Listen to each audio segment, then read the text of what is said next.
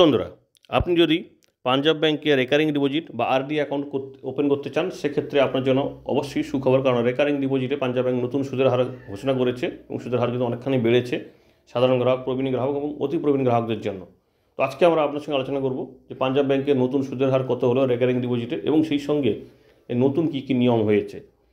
কারণ recurring deposit এমন একটি সেভিংস অপশান যেখানে আপনি ধীরে ধীরে টাকা জমিয়ে একটা বড় ধরনের অ্যামাউন্ট তৈরি করতে পারবেন। কারণ এই রেকারিং ডিপোজিট মানে প্রত্যেক মাসে আপনাকে একটা নির্দিষ্ট পরিমাণ অ্যামাউন্ট জমা করতে হবে। তো পাঞ্জাব ব্যাংকের রেকারিং ডিপোজিটে এই 2025 সালের জন্য কী কী নিয়ম হয়েছে বা নতুন সুদের হার কত, এবং সেই সঙ্গে ম্যাচুরিটি কাল অর্থাৎ মেয়াদ শেষে কত টাকা পাবেন, সেই বিষয়টি দেখার সঙ্গে সঙ্গে আরেকটি বিষয় আমরা এখানে দেখব যে কোনো সেভিংস বা সঞ্চয় করার ক্ষেত্রে যেটা বড় বিষয়, সেটা হচ্ছে মেয়াদ বা সময় নির্ধারণ সঠিকভাবে করতে হবে। অর্থাৎ কত দিনের জন্য করলে আপনি ফায়দা পাবেন। কারণ পাঞ্জাব ব্যাংকের রেকারিং ডিপোজিটের এমন কিছু নিয়ম আছে এবং সেই সঙ্গে তাদের সুদের হারটি এমনভাবে ঘোষণা করা হয়েছে, সেক্ষেত্রে আপনি যদি এই বিশেষ মেয়াদটি যদি নিয়ে ফেলেন বা বিশেষ দিন পর্যন্ত যদি রেকারিং ডিপোজিটটি করেন, সেক্ষেত্রে অনেকখানি টাকা আপনার লস যাবে। কারণ রেকারিং ডিপোজিট অবশ্যই খুব সুবিধাদায়ক, কিন্তু সেটা মেয়াদ নির্বাচন যদি সঠিকভাবে হয়, সেক্ষেত্রে আপনি কিন্তু সেই লাভটা পাবেন। তো পাঞ্জাব ব্যাংকের রেকারিং ডিপোজিট মাসে মাসে আপনি টাকা ইনভেস্ট করবেন, কিন্তু এটা ইনভেস্ট করতে হলে প্রথমে যেটা শুরু করতে হলে আপনাকে চেক, ক্যাশ বা মোবাইল ব্যাংকিং বা নেট ব্যাংকিংয়ের মাধ্যমে শুরু করতে হবে, বা আপনি যদি ব্রাঞ্চে গিয়েও ওপেন করেন সেটাও কিন্তু আপনি করতে পারবেন।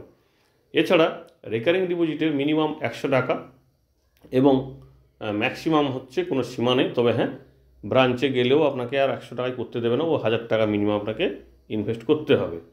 তো এখানে আরেকটি বিষয় খেয়াল রাখবেন, আপনি যেদিন লাস্ট ইনস্টলমেন্টটা দেবেন, ধরুন আপনি 2025 সালের 1 জানুয়ারি ইনভেস্ট শুরু করছেন 12 মাসের জন্য, সেক্ষেত্রে 2025 সালের জানুয়ারি থেকে ডিসেম্বর পর্যন্ত 12টা ইনস্টলমেন্ট হওয়ার পরে জানুয়ারি যত তারিখে আপনার প্রথম ইনস্টলমেন্টটা গেছে, সেই রকমভাবে ডিসেম্বর লাস্ট ইনস্টলমেন্ট যত তারিখে যাবে তার থেকে 1 মাস পরে আপনার ম্যাচিউরিটিটা হবে। অর্থাৎ লাস্ট ইনস্টলমেন্ট দেওয়ার শেষ 1 মাস পরে আপনার রেকারিং ডিপোজিটটি ম্যাচিওর হবে। সেটা ইরেগুলার হোক আর ডিসকন্টিনিউ রেকারিং ডিপোজিটের ক্ষেত্রে একটু আলাদা হবে।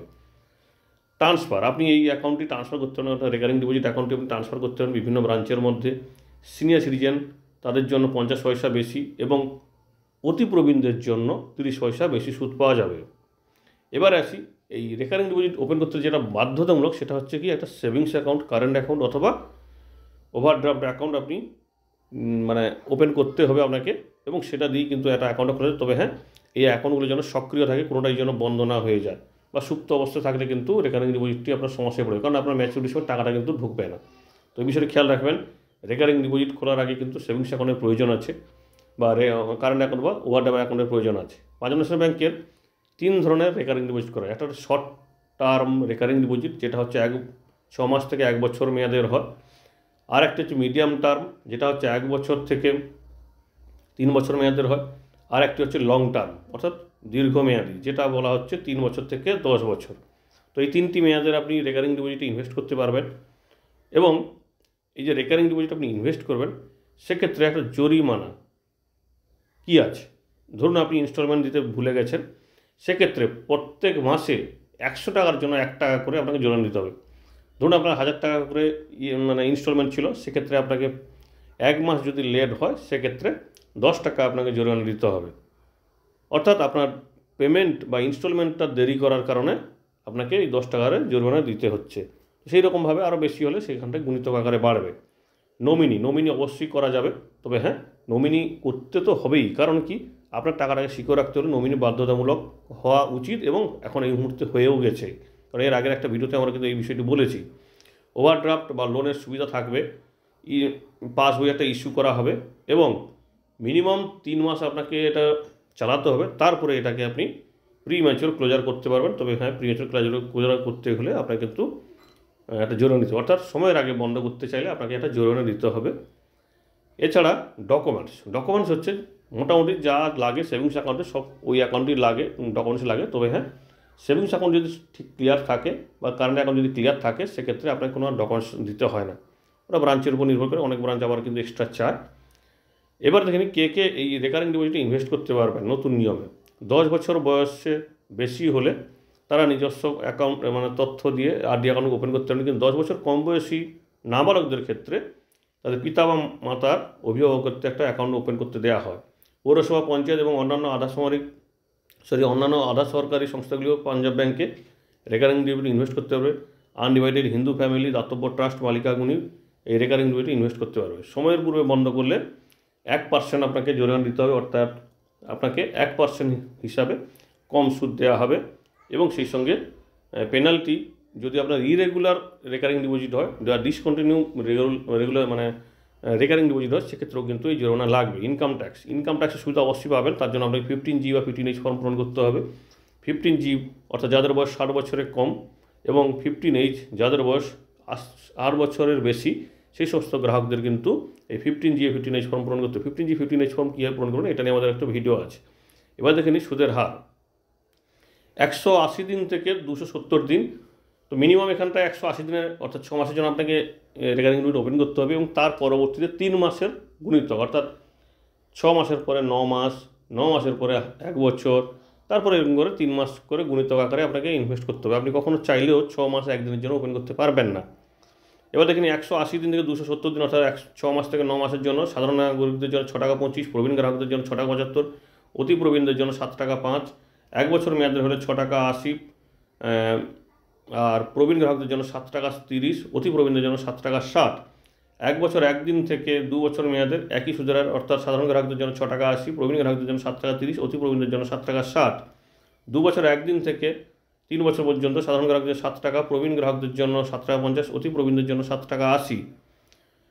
3 বছর 1 দিন থেকে 5 বছর মেয়াদে সাধারণ গ্রাহকদের জন্য 6 টাকা 50, প্রবীণ গ্রাহকদের জন্য 7 টাকা এবং অতি প্রবীণদের জন্য 7 টাকা 30। এখানে একটা বিষয় খেয়াল রাখবেন, দেখুন এখানটায় প্রবীণ ব্যক্তিদের জন্য 7 টাকা, কিন্তু 5 বছরের বেশি যদি আপনি ইনভেস্ট করেন সেক্ষেত্রে দেখুন 7 টাকা 30 হয়ে যাচ্ছে প্রবীণ গ্রাহকদের, কিন্তু আর বাকিদের জন্য একই থাকছে, অর্থাৎ সাধারণ গ্রাহকদের জন্য 6 টাকা 50 থাকছে, প্রবীণ গ্রাহকদের জন্য 7 টাকা 30 এবং অতি প্রবীণদের জন্য 7 টাকা 30।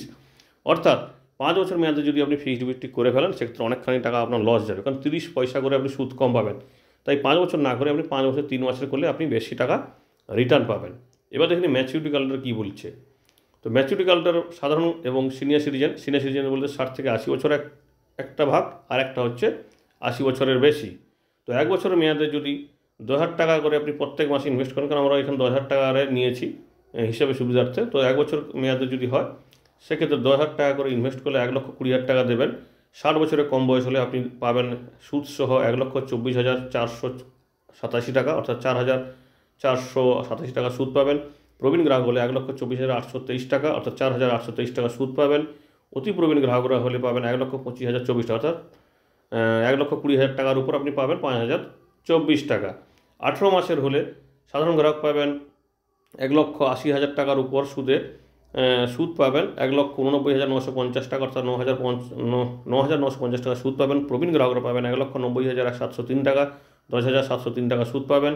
আর 80 বছর বেশি হলে 1,91,156 টাকা সুদ মানে ম্যাচুরিটি অ্যামাউন্ট পাবেন, অর্থাৎ 1,80,000 টাকা আপনি জমা করলেন, আপনি 18 মাসে রিটার্ন পাবেন, সুদ পাবেন 11,156 টাকা। 2 বছর মেয়াদের হলে সাধারণ গ্রাহক পাবেন 2,57,658 টাকা, অর্থাৎ 2 বছরে আপনি দেবেন 2,40,000 টাকা, সেক্ষেত্রে 17,658 টাকা সুদ পাবেন। প্রবীণ গ্রাহকরা পাবেন 2,59,010 টাকা, অর্থাৎ 19,010 টাকা এবং 80 বছর বেশি হলে পাবেন 2,59,824 টাকা, অর্থাৎ 19,824 টাকা সুদ পাবেন।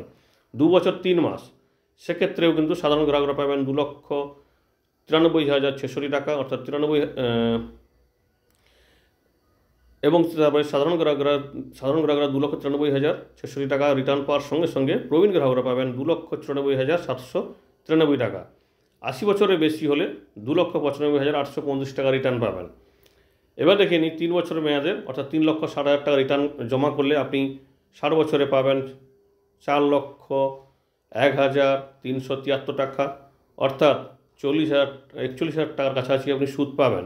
60 বছর থেকে 80 বছর বয়স হলে পাবেন 4,04,530 টাকা, অর্থাৎ 3,60,000 টাকা জমা করে আপনি রিটার্ন পাবেন প্রায় 44,530 টাকা সুদ। আর 80 বছর বয়সী হলে পাবেন 4,06,438 টাকা, অর্থাৎ 46,438 টাকা সুদ পাবেন। 4 বছর মেয়াদের হলে সাধারণ গ্রাহক পাবেন 4,80,000 টাকা দিয়ে পাবেন 5,49,054 টাকা, অর্থাৎ প্রায় আপনি 5.5 লক্ষ টাকা সুদ মানে ম্যাচুরিটি অ্যামাউন্ট পাবেন। আর 60 থেকে 80 বছর মেয়াদে হলে ওই 4,80,000 টাকার উপর পাবেন 5,54,837 টাকা। আর 80 বছর বেশি হলে পাবেন 5,58,341 টাকা। 5 বছর 3 মাস। আমরা 5 বছর নেইনি, এই কারণে আপনাদের একটু আগে আমরা বোঝাচ্ছিলাম যে 30 পয়সা কম হবে প্রবীণ গ্রাহকদের জন্য। তো সেক্ষেত্রে 5 বছর 3 মাস অর্থাৎ 6,30,000 টাকা জমা করলে আপনি রিটার্ন পাবেন 60 বছরে কম বয়স হলে 7,51,759 টাকা। 60 বছর থেকে 80 বছর বয়স হলে পাবেন 7,68,648 টাকা। 80 বছর বেশি হলে পাবেন 7,68,648 টাকা। 8 বছর মেয়াদের হলে সাধারণ গ্রাহক পাবেন 8 লক্ষ অর্থাৎ 9,60,000 টাকা জমা করলে পাবেন সাধারণ গ্রাহক পাবেন 12,59,652 টাকা। 60 থেকে 80 বছর বয়স হলে পাবেন 13,04,050 টাকা এবং 80 বছরের বেশি বয়স হলে পাবেন 13,04,050 টাকা। একইভাবে 10 বছর মেয়াদের হলে সাধারণ গ্রাহক 12 লক্ষ টাকা জমা করে পাবেন 16,89,880 টাকা এবং 60 থেকে 80 বছর বয়স হলে পাবেন 17,66,760 টাকা এবং 80 বছরের বেশি হলেও কিন্তু ওই 17,66,860 টাকা রিটার্ন পাবেন। অর্থাৎ এখানে প্রায় 5,66,000 টাকা আপনি সুদ বাবদ রিটার্ন পাবেন। এই হচ্ছে রেকারিং ডিপোজিটের নতুন সুদের হার, নতুন নিয়ম এবং সেই সঙ্গে তার ম্যাচুরিটি ক্যালকুলেটর। আশা করি তথ্যটি আপনাদের কাজে লাগবে। যদি ভালো লাগে তাহলে প্লিজ ভিডিওকে লাইক ও কমেন্ট করে উৎসাহিত করবেন। ধন্যবাদ।